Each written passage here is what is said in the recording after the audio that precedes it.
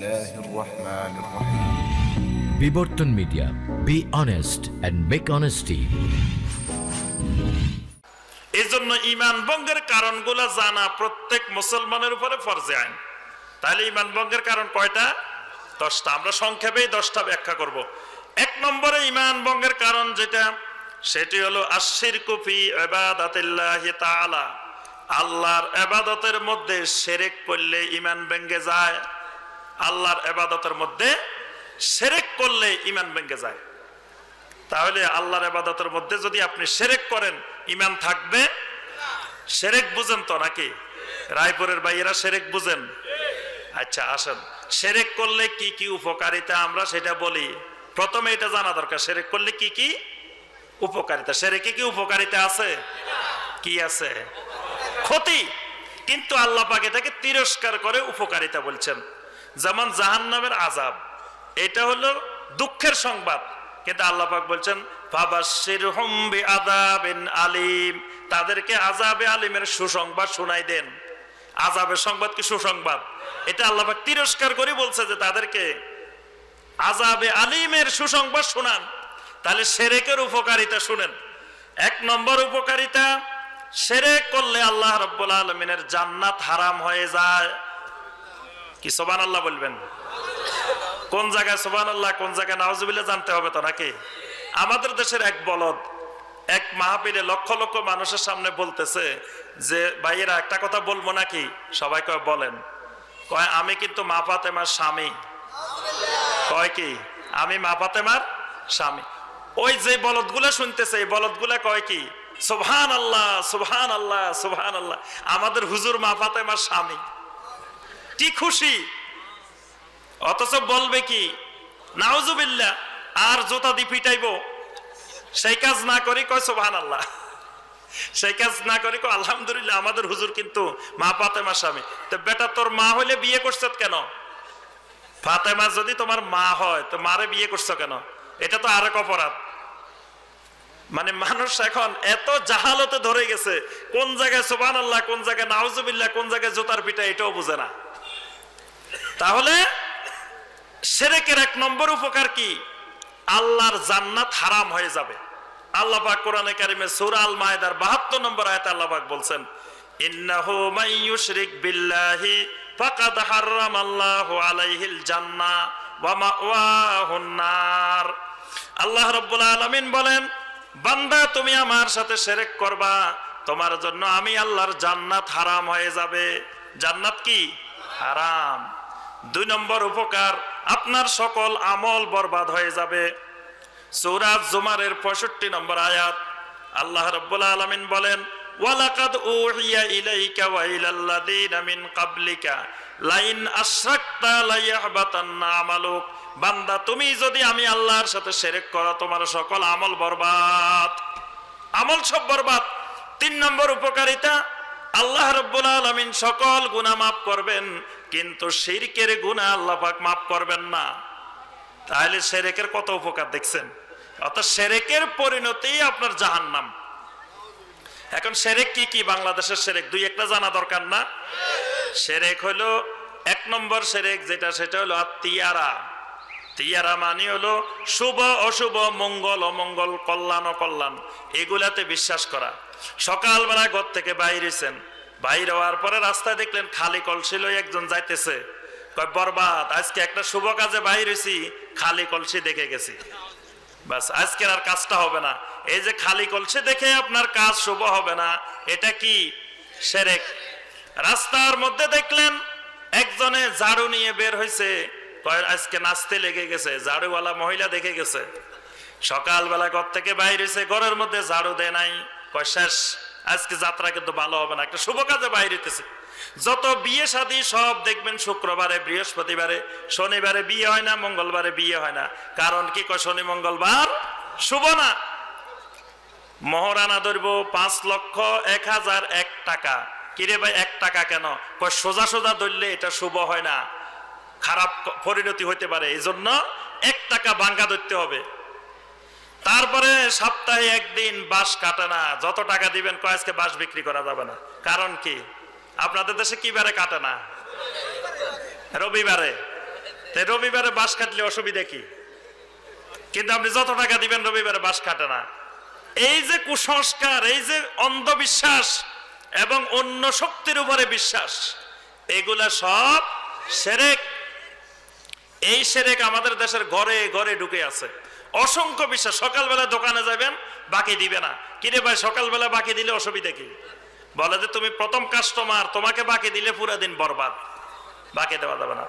এরপরে আল কাহানা, গণকের কাছে যাওয়া, ভাগ্য গণনা, তুলা রাশি, কুম্ভ রাশি, সিংহ রাশি, কর্কট রাশি, এগুলা গণনা আমাদের দেশে, এগুলা গণা শিরক। এরপরে আপনি হাতের রেখা দেখাইতে গেলেন, আমার রেখাটা দেখেন তো সামনে কি অবস্থা, এই হাত দেখাইলেন, আপনার ঈমান নাই। এরপরে আপনি তোতা পাখি, ময়না পাখির কাছে যাই যদি ভাগ্য গণনা করেন, আপনার ঈমান কিন্তু ভেঙে যাবে। এগুলা শিরক। কবরের সামনে গিয়ে সেজদা দিবেন, এটা শিরক। সেজদার মালিক কে? অথচ আমাদের দেশের লক্ষ লক্ষ ভাই বোনকে দেখি কবরের সামনে যাই সেজদা করে। সেজদা করব একমাত্র আল্লাহকে, একমাত্র আল্লাহকে না করে কবরের কাছে, মাজারের কাছে গিয়েও সেজদা করে। সেজদা করলে ঈমান থাকেনি, ঈমান চলে যাবে। একইভাবে কবর কেন্দ্রিক, কবরওয়ালার কাছে কোনো দোয়া করলে, কবরওয়ালার কাছে কোনো সাহায্য চাইলে, একটা গাড়ি কিনছে, গাড়ি কিনে দৌড় দিছে কোন দিকে? সিলেটের দিকে। কিরে ভাই, গাড়ি নিয়ে সিলেট যাও কেন? গাড়িটা একটু শাহজালাল রহমতুল্লাহ আলাইহিকে দেখাই আসি। শাহজালাল রহমতুল্লাহ আলাইহিকে দেখাইলে আমার গাড়ি আর অ্যাক্সিডেন্ট হওয়ার সম্ভাবনা নাই। কি ঈমান আছে নে? এরপরে পুরা রাস্তা গাড়ি চালাইতেছে খুব জোরে, হঠাৎ করে গাড়ি আস্তে হয়ে গেছে। কিরে ভাই, আস্তে কেন? কয় পাশে বিরাট এক আল্লাহর ওলির কবর আছে, এই আল্লাহর ওলি যদি গরম হয় আমার গাড়িটা ধাক্কায় রাস্তা থেকে বাইরে ফালাই দিব।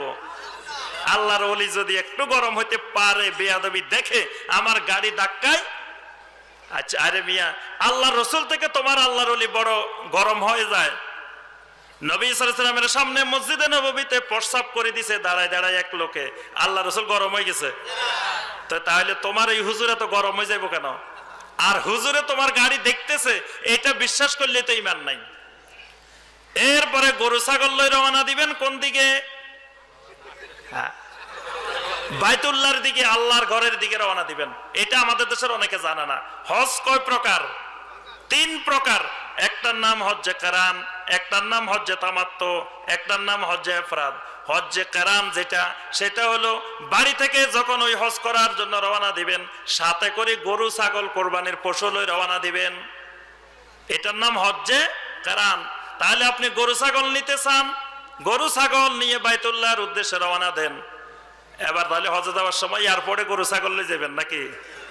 কে বলছে? কবেন যে আমাদের এলাকায় ডক্টর ইমাম হোসেন আসছিল, বলে গেছে গরু ছাগল রওনা দিতে, এই জন্য নিয়ে আসছে। বিমানে গরু ছাগল তুলবো?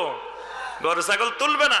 যদি অন্যভাবে সম্ভব হয়, আপনি যদি অন্য পথে যাইতে পারেন, নিয়ে যাইতে পারেন। তা আমরা নেওয়ার পন্থা নাই দেখি ওখানে যাই কিনি। কিন্তু গরু ছাগল নিয়ে রওনা দিলে, গরু ছাগল নিয়ে রওনা দিলে এটা ইবাদত। তাহলে গরু ছাগল নিয়ে রওনা দিতে হবে আল্লাহর ঘরের দিকে।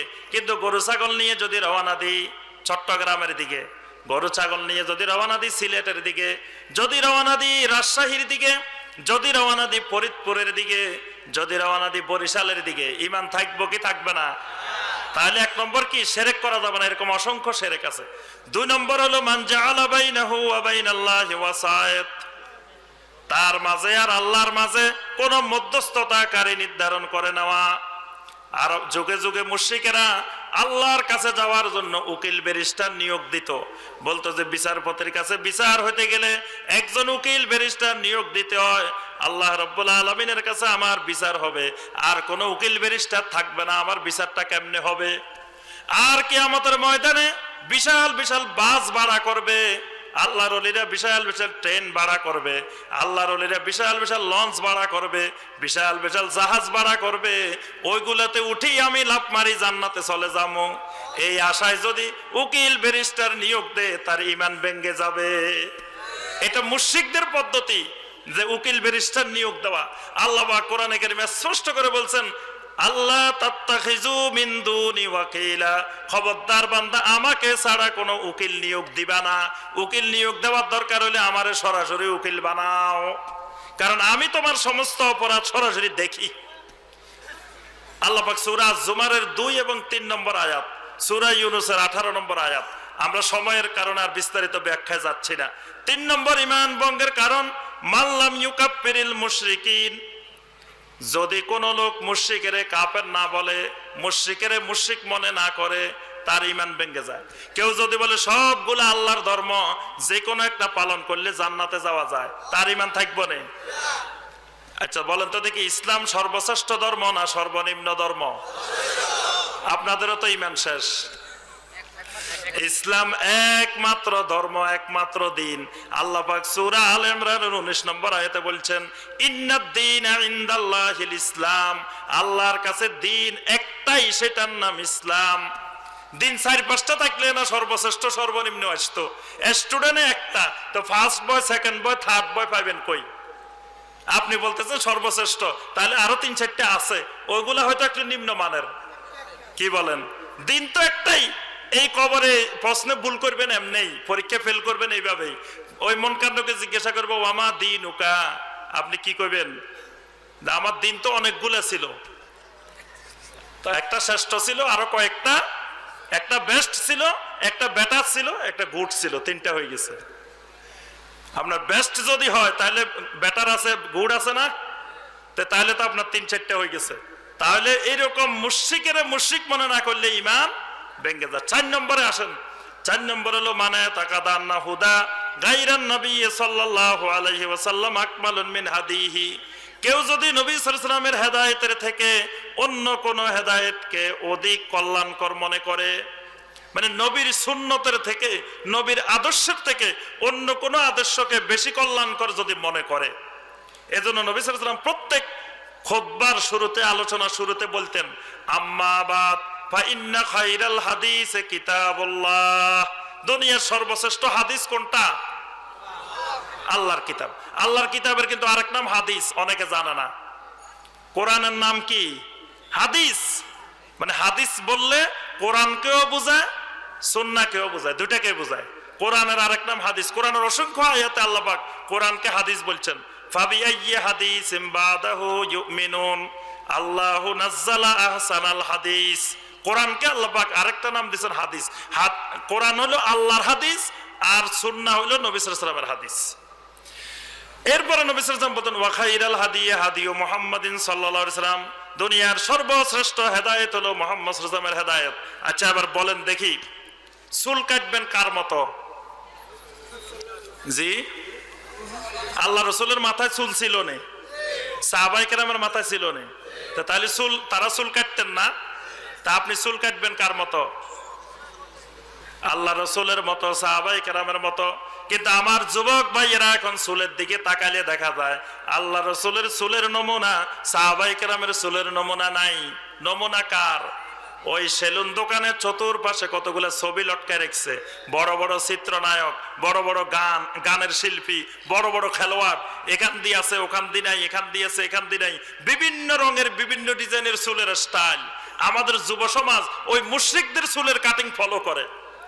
ঈমান থাকবে না যদি আপনি রাসূলের আদর্শের থেকে, রাসূলের কাটিং এর থেকে, সাহাবায়ে কেরামের কাটিং এর থেকে ওই মুশরিকের কাটিং কে শ্রেষ্ঠ মনে করেন, ঈমান থাকবে না।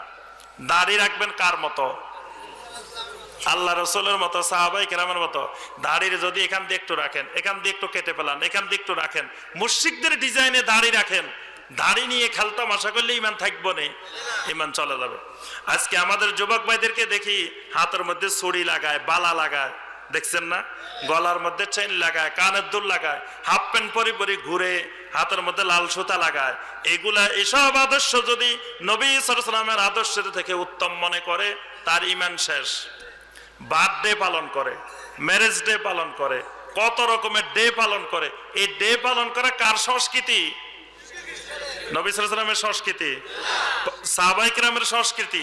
সেগুলোর থেকে মুশরিকের সংস্কৃতিকে উত্তম মনে করলে ঈমান শেষ। এই যে 14 ফেব্রুয়ারি আসতেছে, কি ডে আসতেছে? মাশাআল্লাহ, সবাই জানে দেখি, ভ্যালেন্টাইন্স ডে, ভালোবাসা দিবস, কত দিবস এটার নাম। এই দিবস কার সংস্কৃতি?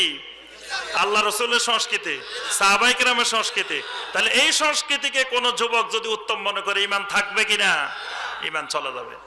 আমার মা বোনেরা, স্টার প্লাস স্টার জলসা দেখে দেখে ঘরে ঘরে আগুন জ্বালাই দে। স্টার প্লাস আর স্টার জলসা কি শিখায়? ঘরে ঘরে আগুন জ্বালানি শিখায়। কেমনে কুটনামি করব, কেমনে বউয়ার শাশুড়ি ঝগড়া লাগাইবো, কেমনে জালে জালে ঝগড়া লাগাইবো, এগুলা কিন্তু শিখায় এখানে। এই জন্য বাংলার ঘরে ঘরে দেখবেন যে ঝগড়া আর ঝগড়া, বউয়ার শাশুড়ি ঝগড়া, ননদে আর ভাবি ঝগড়া, জালে জালে ঝগড়া, কি আছে না নাই? তাহলে এগুলা কার সংস্কৃতি? কুফরি সংস্কৃতি, শিরকের সংস্কৃতি। তাহলে কয়টা গেল? 4টা। 5 নম্বর হলো মান আবগাদা শাইয়ান মিম্মা জা বিহির রাসূল সাল্লাল্লাহু আলাইহি ওয়াসাল্লাম। যদি রাসূল সাল্লাল্লাহু আলাইহি ওয়াসাল্লামের কোন সংস্কৃতিকে, কোন দ্বীনের কোন অংশকে, কোন সুন্নতকে যদি আপনি অপছন্দ করেন, নবী সাল্লাল্লাহু আলাইহি ওয়াসাল্লামের সুন্নাহর কোনো কিছু যদি অপছন্দ করেন, তাহলে আপনার ঈমান ভেঙে যাবে। কয়টা গেল? 5 নম্বর। 6 নম্বর ঈমান ভঙ্গের কারণ হলো মান ইস্তাহজা বিশাইয়্যিম মিন দীনির রাসূল সাল্লাল্লাহু আলাইহি ওয়াসাল্লাম। রাসূল সাল্লাল্লাহু আলাইহি ওয়াসাল্লাম আনিত দ্বীনের কোন জিনিসকে আপনি যদি ঠাট্টা বিদ্রূপ করেন, ঈমান ভেঙে যাবে। যদি বলেন যে দাড়ি দেখতে পারি না, দাড়িওয়ালা মানুষ ভালো লাগে না, বোরকাওয়ালা মানুষ দেখতে পারি না, বোরকাওয়ালা মহিলা দেখলে আমার গায়ে আগুন জ্বলে, এইরকম যদি দ্বীনের কোন জিনিসকে ঠাট্টা বিদ্রূপ করেন, ঈমান থাকবে? 7 নম্বর হলো জাদু করা। জাদু করবেন, ঈমান শেষ। জাদু করা কি? কুফরি। 8 নম্বর হলো মুজাহারাতুল মুশরিকিন ওয়া মুআবানাতুহুম আলাল মুসলিমিন। আপনি যদি মুসলমানের বিরুদ্ধে কোন মুশরিককে সাহায্য সহযোগিতা করেন, মুসলিম আর কাফের, মুশরিক আর মুশরিকে দ্বন্দ্ব চলতেছে, সেখানে আপনি কাফেরকে সহযোগিতা করতেছেন মুসলমানের ক্ষতি করার জন্য, আপনার ঈমান থাকবে? 9 নম্বর হলো মানে তাকাদা আন্না বাদান নাস ইয়াসাউল খুরুজ আন শরীয়তে মুহাম্মদ সাল্লাল্লাহু আলাইহি সাল্লাম। কোন কোন মানুষ মুহাম্মদ সাল্লাল্লাহু আলাইহি ওয়াসাল্লামের শরীয়তের বাহিরে এই বিশ্বাস পোষণ করলে ঈমান ভেঙে যায়। এক লোক নামাজ পড়ে না, আমি জিজ্ঞাসা করলাম কিরে ভাই নামাজ পড়েন না কেন? কয় ভাই আমি এখন শরীয়ত, তরিকত, হক, মারেফত এগুলা অতিক্রম করে হাকিকতে চলে আসছি। হাকিকতে চলে আসলে আর নামাজ লাগে না। হাকিকতে আসলে কি আর নামাজ লাগে না। আমি বললাম আল্লাহ রাসূল সাল্লাল্লাহু আলাইহি ওয়াসাল্লাম ইন্তেকালের পূর্ব মুহূর্ত পর্যন্ত এক ওয়াক্ত নামাজও বাদ দেন নাই, বাদ দিছেন নি? অসুস্থ অবস্থায় বরং 2 জন সাহাবীর কাঁধে ভর করে যায় নামাজ পড়ছেন। তাহলে আল্লাহ রাসূল আপনি যে হাকিকতে পৌঁছছেন, আল্লাহ রাসূল ওই জায়গা পর্যন্ত পৌঁছতে পারেন নাই। যে জায়গায় আল্লাহ রাসূল সাল্লাল্লাহু আলাইহি ওয়াসাল্লাম পৌঁছতে পারেন নাই, ওই জায়গায় পৌঁছলে আপনার ঈমান চলে যাবে, আপনি শয়তান হয়ে যাবেন। তাহলে আপনি আল্লাহর ওলি হন নাই, কি হয়েছেন? শয়তান হয়েছেন, ইবলিস হয়েছেন। এজন্য আল্লাহ রাসূলের শরীয়তের বাহিরে কাউকে আল্লাহর ওলি মনে করলে আপনার ঈমান চলে যাবে। ল্যাংটা হয়ে গেছে, কাপড় চোপড় খুলে ফেলছে, হয়তো বিরাট আল্লাহর ওলি। এই যে শরীয়তের বাহিরে যাই আল্লাহর ওলি হয়েছে, এইটা যারা বিশ্বাস করবে তাদের ঈমান থাকবে না। কারণ আপনি মনে করতেছেন যে রাসূলের শরীয়ত ছাড়াও ওলি হওয়া যায়। তারপরে দেখেন চুল কতগুলা জট, দাড়ি কতগুলা জট, নখ কতগুলা 1 ইঞ্চি লম্বা, শরীরের থেকে দুর্গন্ধ বাহির হইতেছে, খবিশ। আপনি করতেছেন বিরাট আল্লাহর ওলি। এর ভিতরে অনেক কিছু আছে, কার ভিতরে কি আছে কেউ জানে না। এই কথা বিশ্বাস যারা করবেন তাদের ঈমান চলে যাবে। কারণ নবী সাল্লাল্লাহু আলাইহি ওয়াসাল্লামের সমস্ত সাহাবী আল্লাহর ওলি, একজন সাহাবীও এরকম খবিশ ছিল না। কয় নম্বর গেছে? 9 নম্বর। 10 নম্বর হলো আল ইরাজু আন দীনিল্লাহ লা ইয়াতাআল্লামুহু ওয়া লা ইউআল্লিমুহু। আল্লাহর দিন থেকে বিমুখ হয়ে থাকা, দিন শিখেও না, শিখায়ও না। আল্লাহর দিন থেকে বিমুখ, দিনের কোনো খবরে নাই, খোঁজ খবরে লয় না, নামাজও পড়ে না, দিনের সাথে তার কোনো সম্পর্কই নাই, এমনি বাপ দাদা মুসলমান, হেও মুসলমান, এইরকম বিশ্বাস পোষণ করলে ঈমান থাকবো? আমরা সংক্ষেপে আজকে আলোচনা করছি 10টা ঈমান ভঙ্গের কারণ। আমাদের ওয়েবসাইট tafsirulquran.com, tafsirulquran.com-এ গেলে বিস্তারিত এই 10টার আলোচনা পাবেন। এগুলো প্রত্যেকটা একটাই 2 ঘন্টার আলোচনা, এই ঈমান ভঙ্গের 10টা কারণ। ওখানে আলহামদুলিল্লাহ বিস্তারিত পাবেন। নতুন ওয়াজ ও ইসলামিক সঙ্গীত পেতে আমাদের বিবর্তন মিডিয়া চ্যানেলটি সাবস্ক্রাইব করুন।